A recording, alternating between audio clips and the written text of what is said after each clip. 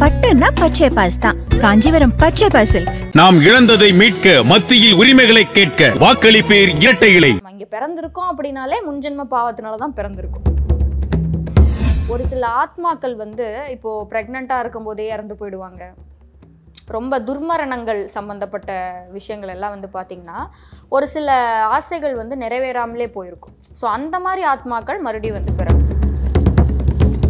But யாருமே வந்து ஐயோ பொல்யூஷன் ஆகிடுமே அப்படின்னு நினைக்கிறது இல்லை. ஏன் அப்படின்னா அடுத்தது நானே இன்னும் 10 வருஷம் தான் இருப்பேன், எல்லாம் பார்த்துட்டு போயிடலாம் அப்படின்னு. ஸோ ஆத்மாவை மாற்றும் போது, ஆத்மாவை சுத்தப்படுத்தும் போது நீங்கள் என்ன வேணும்னு நினைக்கிறீங்களோ அது கேட்காமலே உங்களுக்கு கிடைக்கும். அந்த ஆத்மா இருக்கக்கூடிய இடத்துல எப்போவுமே கவனம் வச்சுக்கிட்டே இருக்கும்போது எல்லாமே உங்களுக்கு.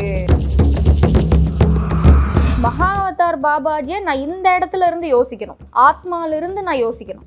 அப்போ ஆத்மாவிலிருந்து நான் யோசிக்கிறது மட்டுமே எல்லாரும் பண்ணக்கூடிய போதுமான ஒரு பரிகாரம். ஸோ இதை பண்ண என்ன ஆகும் அப்படின்னா,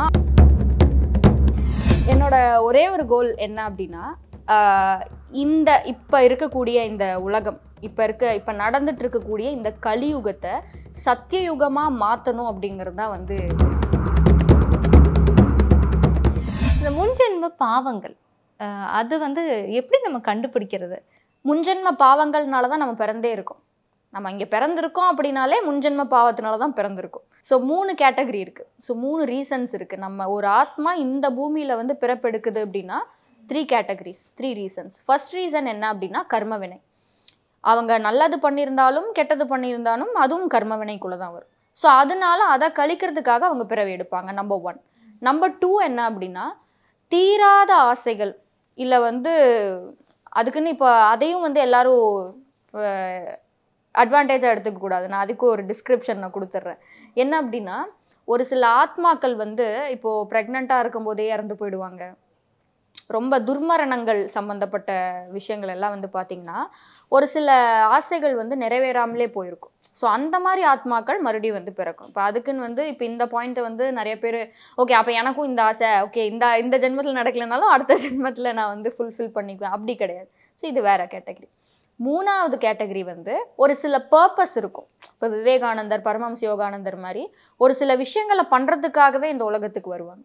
ஸோ அப்படி பார்க்கும்போது இந்த முன்ஜென்ம பாவம் அப்படிங்கிறதும் எல்லாத்துக்குள்ளேயுமே இருக்கும். ஸோ அதை கேரி பண்ணிட்டு தான் வந்து எல்லாருமே வராங்க. வேர்ல்டில் வந்துட்டு இயற்கை அப்படிங்கிறது வந்து ஒரு சிறப்பான ஒரு விஷயம், இறைவன் கொடுத்த கொடை அப்படின்னுலாம் நம்ம சொல்கிறோம். அந்த இயற்கை வந்து அதோடைய அழகு அது அப்படியே ஓங்கிக்கிட்டே தான் போய்கிட்டு இருக்கா?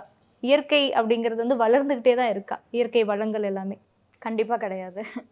ஸோ இப்போ வந்து பார்த்தீங்கன்னா இப்போ கோயம்புத்தூர்னு எடுத்துக்கிட்டிங்கன்னா கோயம்புத்தூர் வந்து தமிழ்நாட்டில் மற்ற பிளேசஸ் எல்லாம் கம்பேர் பண்ணும்போது கோயம்புத்தூர் வந்து இருக்கிறதுலே ஒரு கூலஸ்ட்டு சிட்டி. கொஞ்சம் கூலாக இருக்கும். சம்மர் டைமில் கூட வந்து ஒரு நல்ல ஒரு கூலிங்காக இருக்கக்கூடிய ஒரு பிளேஸ் தான் அது. பட் கோயம்புத்தூர்லேயே வந்து ஏதோ ஒரு பாலைவனத்தில் இருக்கிற மாதிரி ஒரு அனல் அடிக்குது இப்போல்லாம் வெயில். ஸோ அந்த மாதிரிலாம் வந்து வெயில் இது வரைக்கும் அடித்ததே கிடையாது. ஸோ அது எல்லாத்துக்கும் காரணம் என்னென்னா குளோபல் வார்மிங் தான். ஏன்னா இந்த உலகமே வந்து வெப்பமாயிட்டு இருக்கு. இப்போ திருவண்ணாமலை, இப்போ இந்த மாதிரி நல்ல நல்ல மலைகளில் கூட இப்போ ஃபாரஸ்ட் ஃபயர் ஸ்டார்ட் ஆகிடுச்சு. இப்போ ரீசெண்டாக ஒரு 2 வீக்ஸ்க்கு முன்னாடி பயங்கரமாக ஃபாரஸ்ட் ஃபயர் எல்லா இடத்துலையுமே இருந்துச்சு. இது எல்லாத்துக்கும் 1000 காரணம் இருக்குது. ஸோ இதில் முக்கியமான காரணங்கள் ஒன்று பார்த்திங்கன்னா மனிதர்கள் தான். ஸோ ஒரு வெஹிக்கிள்ஸை யூஸ் பண்ணுறதாகட்டும், ஏசி யூஸ் பண்ணுறதாகட்டும், இது எல்லாமே ஒரு காரணமாக இருந்தாலும் நான் என்ன சொல்கிறேன்னா அது எல்லாமே யூஸ் பண்ணாலும் அதை ஈக்குவல் பண்ணக்கூடிய அளவுக்கு மரங்கள் இருந்துருச்சு அப்படின்னா அது பேலன்ஸ் பண்ணிக்கும். பட் இப்போ இங்கே என்ன ஆயிடுச்சு அப்படின்னா இயற்கை இப்படி போயிடுச்சு, நம்மெல்லாம் இப்படி போயிட்டோம். இதனால தான் கொரோனாவே வந்தது. இதுக்கு இப்போ எப்படி நம்ம சொல்லலாம் அப்படின்னா லா ஆஃப் பேலன்ஸ். கொரோனா நிறையா பேர் இப்போ கொரோனா அப்படிங்கிற கான்செப்ட்குள்ளே போனோம்னா அது இலுமினாட்டிஸ் பண்ணாங்க, அது பண்ணாங்க, அப்படி வந்துச்சு. இது நிறைய என்ன வேணாலும் இருக்கட்டும். பட் இலுமினாட்டிஸையே படைச்சது நம்ம இறைவன் தான். இறைவனை விடவா யாருக்காவது பவர் இருக்கும்? ஸோ அப்போ இதை பேலன்ஸ் பண்ணிக்கிறதுக்கு தான் வந்து ஒரு மிகப்பெரிய ஒரு அழிவே நடக்குது. ஸோ இந்த மாதிரி ஒரு அழிவுகள் வர்றதுக்கான காரணமே நம்ம தான் ஆக்சுவலாக. ஸோ இந்த நேச்சர் அப்படிங்கிற விஷயத்த எல்லாருமே ப்ரொடெக்ட் பண்ணி தான் ஆகணும். ஃபஸ்ட்டு வீட்டிலேருந்து ஆரம்பிக்கணும். பிளாஸ்டிக்ஸ் அப்படிங்கிற விஷயம் யூஸே பண்ணக்கூடாது. நம்ம யூஸ் பண்ணுறது ஸ்டாப் பண்ணிட்டாலே பிளாஸ்டிக் இண்டஸ்ட்ரி ஸ்டாப் ஆகிடும். அவங்களுக்கு வேலை இல்லை, ஒர்க் இல்லை. இது எல்லாமே பேசிக்கு குட்டி குட்டியாக நம்ம ஆரம்பிக்கணும். ஒரு ரோடு போடுறதுக்கு கூட அந்த ரோடு வந்து இருக்கணும், அதை சுற்றி மரங்கள் இருக்கணும்னு யாருமே பிளான் பண்ணவே இல்லையே. ஒரு ரோடு போடுறது கூட வந்து எக்ஸ்டெண்ட் பண்ணணும், அதனால இந்த மரங்களை எடுத்துடலாம் அப்படின்ட்டு தான் பிளான் கூட போயிட்டுருக்கு. ஸோ இங்கே எல்லாமே ஆப்போசிட் ஆயிடுச்சு. எல்லாமே ஆப்போசிட் ஆகி இனி காற்று கூட நமக்கு காசை கொடுத்து தான் வந்து கிடைக்கணும் அப்படிங்கிற அளவுக்கு வந்து எல்லாம் மாறப்போகுது. ஸோ அதனால இப்போவே எல்லாருமே சின்ன சின்ன ஸ்டெப்ஸ் எடுக்கணும் அப்படிங்கிறதா நான் நினைக்கிறேன். ஸோ இப்போ இந்த பேரழிவுங்கிறது எதனுடைய உச்சம் வரைக்கும் கொண்டு போய் நிற்கும்? எந்த வருஷத்துக்குள்ளே இது நடக்கும், இந்த வருஷத்துக்குள்ளே இது வந்துடும், அந்த மாதிரி ஏதாவது ப்ரெடிக்ஷன் இருக்கா? ப்ரெடிக்ஷன்ஸ்ன்னு நம்ம வந்து சொல்லவே முடியாது. ஏன்னா அது இப்போ இருந்தே நம்ம ஸ்டார்ட் ஆகிடுச்சு. எத்தனையோ வருஷங்களுக்கு முன்னாடி இருந்தே ஸ்டார்ட் ஆகிடுச்சு. இப்போல்லாம் ரொம்ப பயங்கரமாக போயிட்டுருக்கு. அதுக்கு பெஸ்ட் எக்ஸாம்பிள் வந்து இந்த சம்மர் சீசன் தான். இந்த சம்மர் வந்து போன சம்மரை விட ஹெவியாக இருக்குது. போன சம்மர் அதுக்கு முன்னாடி விட ஹெவியாக இருக்குது. அது எல்லார் வீட்லேயுமே சொல்லிட்டு தான் இருக்காங்க. இப்போ இருக்கிற சம்மரை விட அடுத்தது ஹெவியாக இருக்கும். இப்படியே போய்கிட்டே இருக்கும். எக்ஸ்ட்ரீமில் இது ரொம்ப வந்து வேர்ஸ்டான ஒரு கண்டிஷன்ஸில் தான் வந்து போயிட்டுருக்கு. இது யாருமே வந்து ரெக்கக்னைஸே பண்ண மாட்டாங்க. ஒரு வண்டி எடுத்துகிட்டு போகணுன்னா கூட யாருமே வந்து ஒரு 4 வீலரில் ஒரு சிங்கிள் பர்சன் தான் போகிறாங்க. ஸோ 4-5 பேர் சேர்ந்து போனால் கூட ஓகே ஃபைன், எல்லாம் இது வந்து இப்போதைக்கு நம்ம வந்து அதை பண்ணி தான் ஆகணும். ஏன்னா பரிணாம வளர்ச்சி இல்லையா, அது அப்கிரேட் ஆகிட்டே தான் இருக்குது. பட் யாருமே வந்து ஐயோ பொல்யூஷன் ஆகிடுமே அப்படின்னு நினைக்கிறது இல்லை. ஏன் அப்படின்னா அடுத்தது நானே இன்னும் 10 வருஷம் தான் இருப்பேன், எல்லாம் பார்த்துட்டு போயிடலாம் அப்படின்ட்டு அந்த ஒரு இதுதான். ஆமாம். ஆனால் அவங்களும் மறுபடியும் இதே பூமிக்கு தான் வந்து பிறந்து அதே கிளைமேட்டிக் கண்டிஷன்ஸ்னால தான் அவங்களும் அஃபெக்ட் ஆக போகிறாங்கிறத யாருமே ரியலைஸ் பண்ணல. ஃப்யூச்சர் பற்றியும் நம்ம யோசிக்கணும் கண்டிப்பாக. இப்போ சித்தர்கள் வாழ்க்கையை வந்து வழிநடத்துறதுக்காக சொல்லிக் கொடுத்த சூட்சமங்கள், ஏன்னா நீங்கள் சித்தர் வழிபாட்டில் இருக்கீங்க அப்படிங்கும்போது என்னென்ன மாதிரியான சூட்சமங்கள் எல்லாம் சொல்லி கொடுத்துருக்காங்க? சூக்ஷ்மங்கள் அப்படின்னு சொல்லும் போது இந்த ஞானம் சார்ந்த விஷயம் வந்து எல்லாருமே தெரிஞ்சுக்க வேண்டிய விஷயம். இப்போ வந்து சித்தர்கள் சொல்லாத டாபிக்ஸே கிடையாது. அவங்க மருத்துவம், ஒரு வீட்டில் வந்து எப்படி நெகட்டிவ் எனர்ஜிஸ் வராமல் இருக்கணும், இந்த மாதிரி எல்லா விஷயங்களுமே தான் சொல்லியிருக்காங்க. பட் அது எல்லாத்தையும் தாண்டி நம்ம இந்த ஞானம் சார்ந்த விஷயத்துக்கு இம்பார்ட்டன்ஸ் கொடுத்துட்டோம் அப்படின்னா இங்கே இருக்கிற எல்லா விஷயமும் ஆட்டோமேட்டிக்காக மாறிடும். இப்போ காசு, அப்புறம் வந்து ஹெல்த்து, இந்த மாதிரி நிறைய பிரச்சனை எல்லாருமே ஃபேஸ் பண்ணிருக்காங்க. இங்கே இருக்கக்கூடிய பிரச்சனை யாருமே வந்து மாற்றவே இல்லை. இதை சரி பண்ணால் சுற்றி நடக்கக்கூடிய எல்லாமே சரியாயிடும். இதென்னா என்னது? ஆத்மா. ஸோ ஆத்மாவை மாற்றும் போது, ஆத்மாவை சுத்தப்படுத்தும் போது நீங்கள் என்ன வேணும்னு நினைக்கிறீங்களோ அது கேட்காமலே உங்களுக்கு கிடைக்கும். ஸோ அதுதான் சித்தர்களோட சூக்ஷ்மமே. அப்போ அவங்க சொன்னது என்ன அப்படின்னா, எல்லா சித்தர்களோட புக்ஸ் எடுத்து நீங்கள் பார்த்தீங்கன்னாலும் சுழுமுனையில் கவனம் வைக்கணும் அப்படிங்கிறது தான். சுழுமுனை அப்படிங்கிறது இந்த இடம் தான், ஆத்மா இருக்கக்கூடிய இடம். அந்த ஆத்மா இருக்கக்கூடிய இடத்துல எப்போவுமே கவனம் வச்சுக்கிட்டே இருக்கும்போது எல்லாமே உங்களுக்கு தானாக அமையும், தானாக நடக்கும். ஸோ அதுதான் வந்து உங்களோட குரு. அப்போ அந்த இடத்துல ஆத்மா கவனம் வச்சுட்டே இருக்கும்போது ஆத்மா வந்து ஆக்டிவேட் ஆக ஆரம்பிக்கும். இத்தனை நாள் வந்து அப்படியே தூசி படிஞ்சு அப்படியே ஒற்றை படிஞ்சு இருக்கு. ஸோ அந்த இடத்துல கவனம் வைக்கும்போது சொல்லுவாங்க where the focus goes energy flows அப்படின்னு சொல்லுவாங்க. அப்போ ஆத்மா அதனோட வேலை செய்ய ஆரம்பிக்கும். அப்போ ஆத்மாவோட வேலை செஞ்சால் எப்படி இருக்கும்னு யோசிச்சு பாருங்க. ஆத்மா இங்கிருந்து வந்தது, இறைவன் கிட்ட இருந்து வந்தது. அப்போ இறைவனே வேலை செய்கிற மாதிரி. அப்போ நீங்கள் என்ன பண்ணணும், எதுக்காக வந்தீங்க, எல்லா விஷயமும் உங்களுக்கு தெரிய ஆரம்பிக்கும். எது பண்ணணும், எது பண்ணக்கூடாது, எல்லாமே ஆட்டோமேட்டிக்காக நடக்கும். பட் நம்ம அந்த விஷயத்தை மட்டும் விட்டுட்டு மற்ற விஷயங்களுக்கான விஷயங்கள் பின்னாடி வந்து நம்ம ஓடிக்கிட்டு இருப்போம். சரி ஓகே இப்போ இது பண்ணணுமாமா, ஓகே அதுக்கு என்ன பண்ணணும், இந்த பரிகாரமா, ஓகே அதெல்லாம் ஒரு லிஸ்ட்டு போட்டு அதை பண்ணிக்கிட்டு இருப்பாங்க. இதை மாற்றினா எல்லாமே மாறிடும்.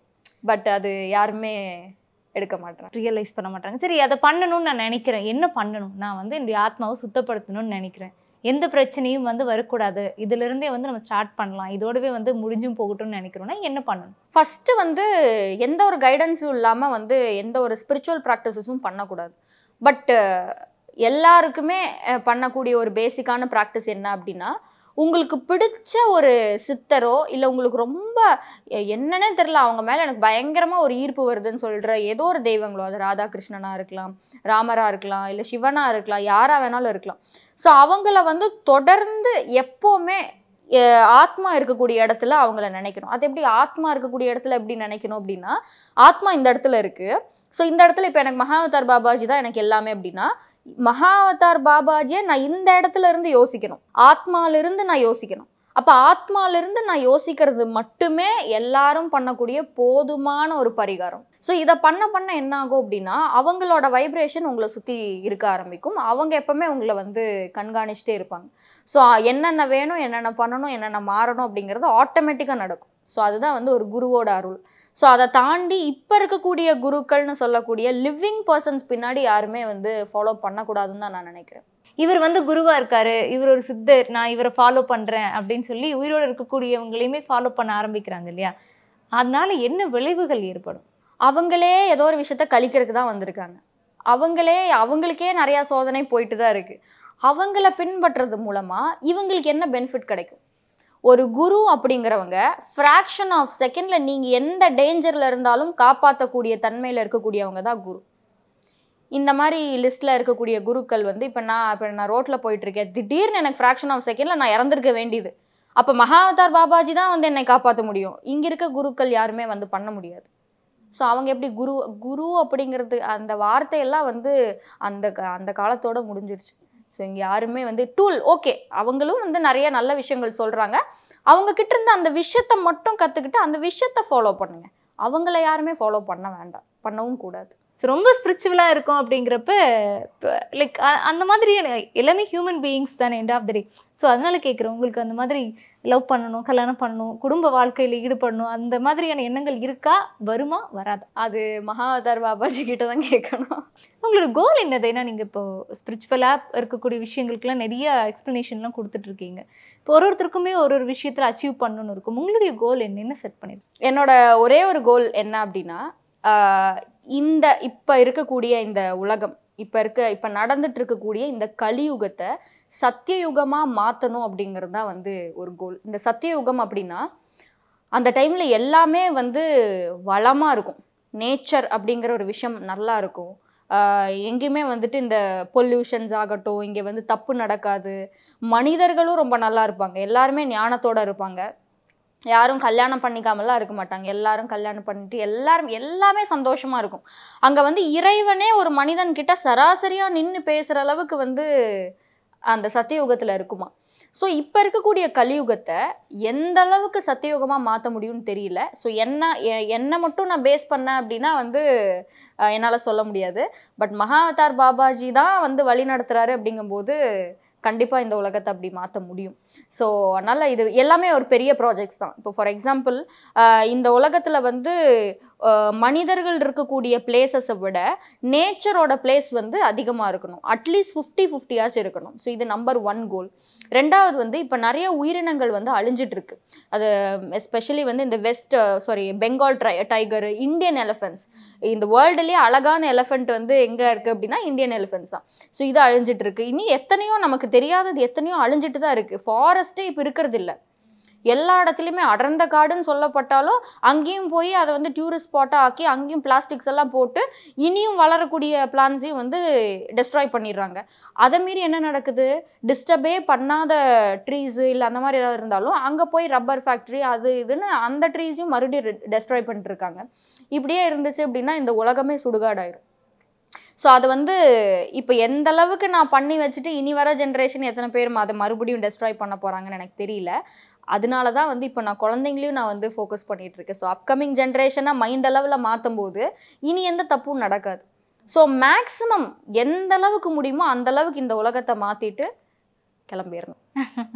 உங்களுடைய முயற்சிக்கும் உங்களுடைய எண்ணங்களுக்கும் வாழ்த்துக்கள். நிறைய விஷயங்களை ஷேர் பண்ணிக்கிட்டீங்க, ரொம்ப நன்றி. Thank you so much. பட்டுன்னா பச்சை பாஸ் தான், காஞ்சிபுரம் பச்சை பாஸ் சில்க்ஸ். நாம் இழந்ததை மீட்க, மத்தியில் உரிமைகளை கேட்க வாக்களிப்பேர் இரட்டை இலை.